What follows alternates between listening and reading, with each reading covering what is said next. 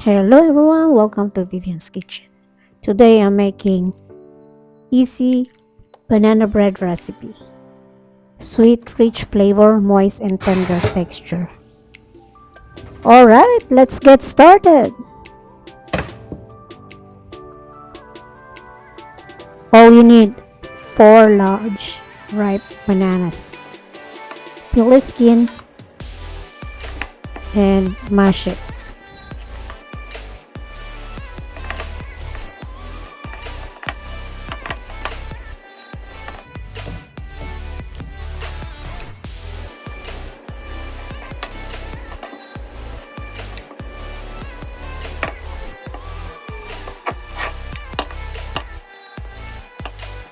Now we're gonna make wet mixture. 2 eggs, half cup butter melted.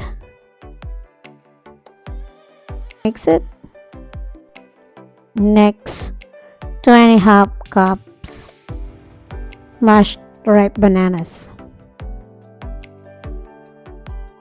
Next, we're gonna make dry mixture. 2 cups flour, half cup brown sugar,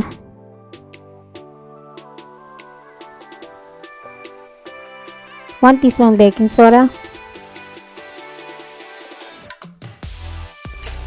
quarter teaspoon salt.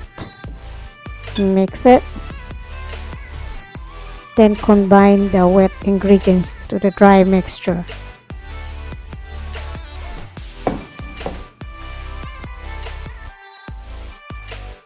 Mix with mixer.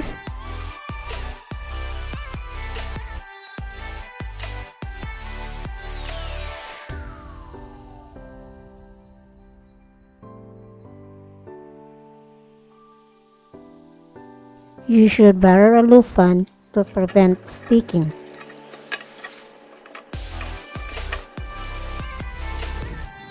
Pour into a loofah. Pour into a loofah.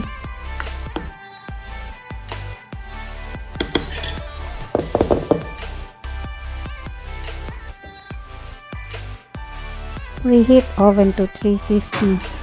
Bake for 60 minutes until toothpick inserted into the center comes out clean. Alright, it's done. Look at that. Looks good.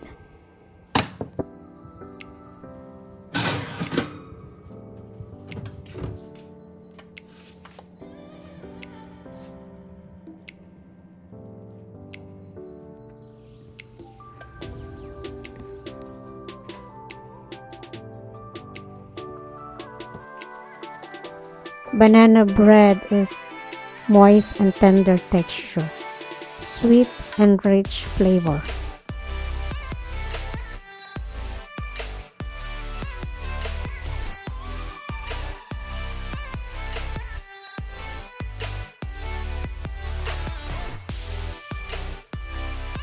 Thank you for watching, guys. Enjoy.